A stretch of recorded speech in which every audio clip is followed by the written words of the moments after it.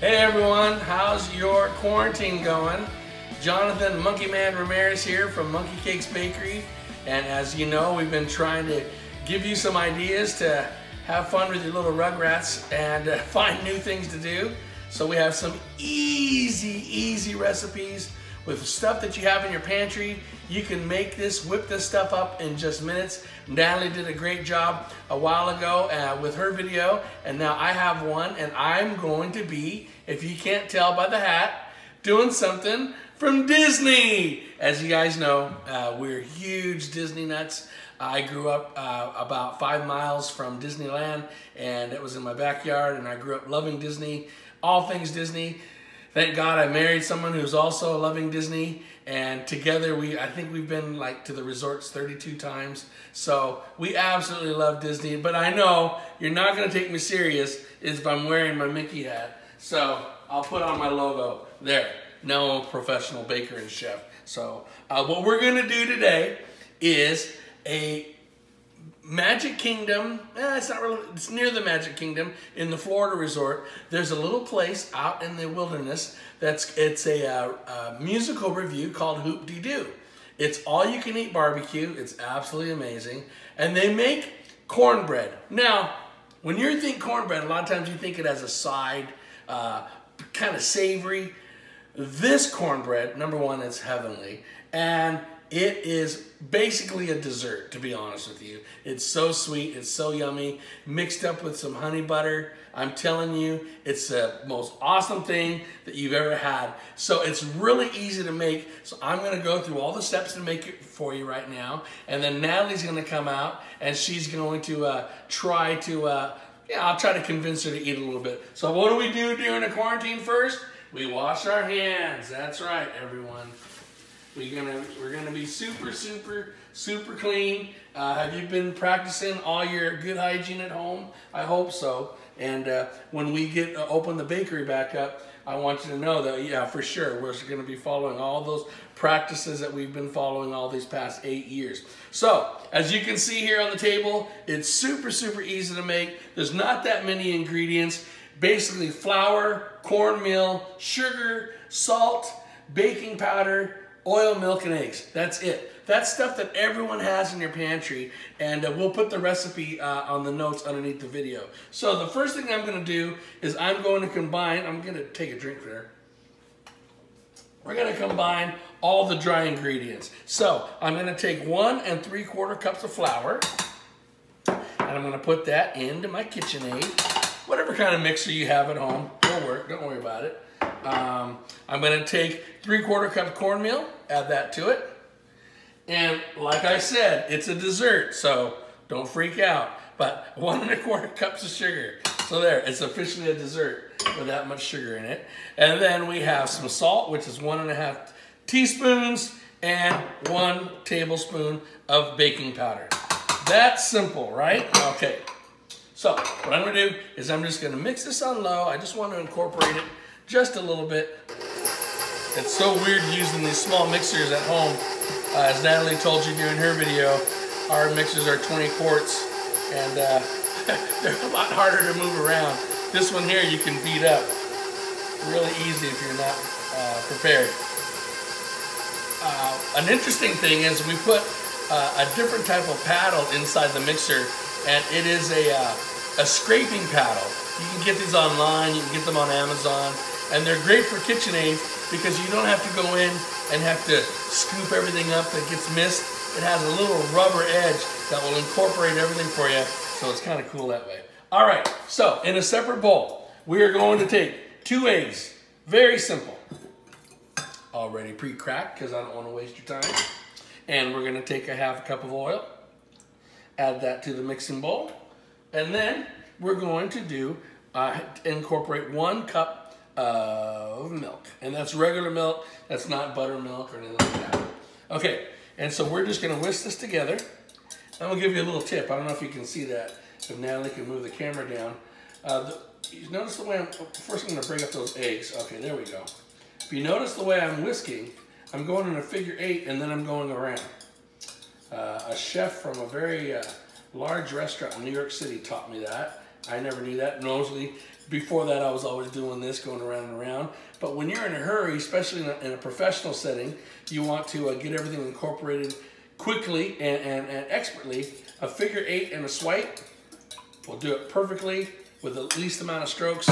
So there's your pro tip. All right, so now I am going to just turn on the mixer, just barely. And I'm gonna add my liquid to the dry ingredients. And you don't want to overmix it.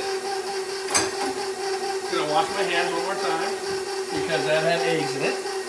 Always be careful around eggs, kids. All right, and as you can see, it's mixing up just beautifully, and I don't even have to go in there and scoop or scrape. And to be honest, you don't want to overmix. That's perfect. If you see some crumbs, that's fine. That's not a problem. Now, Natalie's the math teacher, and she's a lot more intelligent than I am. So I could ask her, but I won't put her on the spot. Normally you would put this into a sprayed 9 by 13 pan. But we're gonna use cast iron, and we're gonna use some small cast irons. So if I was as smart as Natalie, I could be able to check the circumference and the radius and know exactly. I know a 9 by 13, so that's what a 100 and something square inches, 117 square inches. I can figure out the radius on whatever these pans are, but I'm dumb as a post, and I'm not going to do that. I should get Natalie out here with her calculator and make her look like a nerd, but I wouldn't do that. So I have some. These are seasoned cast iron pans. What we really like to do is when we're serving this for our guests is we like to use a large cast iron pan and just make one big giant cornbread and then serve that with our barbecue. But because it's a little different for video, I thought it'd be cute to just fill these halfway. Yeah, on a bunch of little ones. Yeah, that's about right. So we're just gonna make our way along here. I'll stop talking so we can fast forward the video.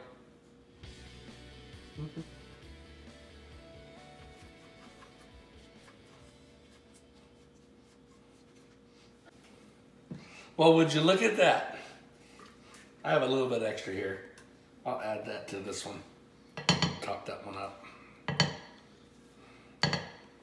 Okay, set this in the sink. Wash my hands. So, I'm using a convection oven, just like we have at the bakery. This one here runs a little hot. I'm running it at 375 as a convection, but it's actually going to take it down a little bit to about 350. So that's what I'm going to do. I'm going to go to bake 350 just to be safe. What convection oven is, it just means there's a fan in the back that's being heated from the bottom. Sometimes the top, depending on what type of oven you have, and then the fan just blows the heat around, so you don't have to go in there and turn pans around. You can just leave them set and not have to worry about that. So that's what the convection oven will do. So that's already set. I preheated it.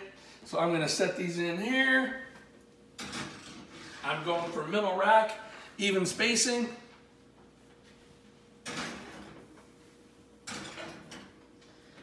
And we're going to bake those for about 20 minutes is when we're going to do the first check on them. It's okay to open the door after 20 minutes. Sometimes when you're baking, you don't want to keep opening your door because you can ruin what you're trying to bake. Baking is a science, remember. Also, I want to show you really quick. I took some salted butter. I added a couple tablespoons of honey. I whipped that up. And so we're going to be ready when these, the next time you see me, these are going to be coming out of the oven and Natalie's going to be trying them. Be right back. This is my Pleased It punch stance. Why? Because these are absolutely beautiful. I feel like a superhero. Look in the middle. They're just perfectly cooked. They have a nice crispy edge from the cast iron. These are going to be delicious with some honey butter. I want to just dive right in, but my mother and my sisters raised a gentleman. So Natalie, come on and join us on set. This is Natalie, our head decorator. Yes, this is one of the perks of being married to Monkeycakes. For 25 years, she deserves a medal. So, as I said, she is also at the head decorator at a bakery, but she's also a high school teacher. She's been off since March break. So you have to have some tips for parents with their kids now. They're going stir crazy trying to teach their kids stuff that you normally do. Well, it's getting nice out, so you can start going for walks. In our neighborhood, we've been putting bears in the window, so it's kind of like spot the bears. And if we're still inside at Easter, there'll be Easter eggs. And the neighbor across the street, who's an elementary school teacher, and yeah, she's got all kinds of tricks up her sleeve, started putting a joke of the day out front, and so that's kind of fun. But baking with your kids, because you're teaching the math when you're doing this, and then also if you check out YouTube, there's all kinds of craft ideas that you can do with things that you've got around the house. So that's a lot of fun. And then for wives, honey-do lists are excellent ways to spend the quarantine. We've built a table, we've painted a cabinet, we've got a few other things planned. Let's see. Lifted the sofa, took all the trash out. We'll see how long this goes on. I even had to pick up my socks off the floor. Oh, horror of horrors. All right, back to baking. I could just jump right in here, but I'm not, so I'm going to serve you. So this is Hoop-de-Doo cornbread from Disney World in Florida. And that is some honey butter I made. And here's a fork for you. And honey butter is just butter and honey, The steam. literally. Can you see the steam coming up? Okay. Am I going to share? No. Now, talk with your mouth full. Okay. It's sweet, but yet not overly sweet. It's just really the perfect amount of sweetness. You can taste the cornmeal, and it's really yummy. Really good? Yeah, I'm going off with my piece, and you can finish up. It works really well if you're doing any kind of southern cooking. It's great with barbecue, fried chicken, anything like that. But even as a dessert, you can put some whipped cream on that or some, like I said, honey butter, and it's absolutely phenomenal. I hope you enjoyed that. Again, the ingredients will be in the notes below. Also, comment on the notes below. Subscribe, let us know you're listening, and peace out until we see you again.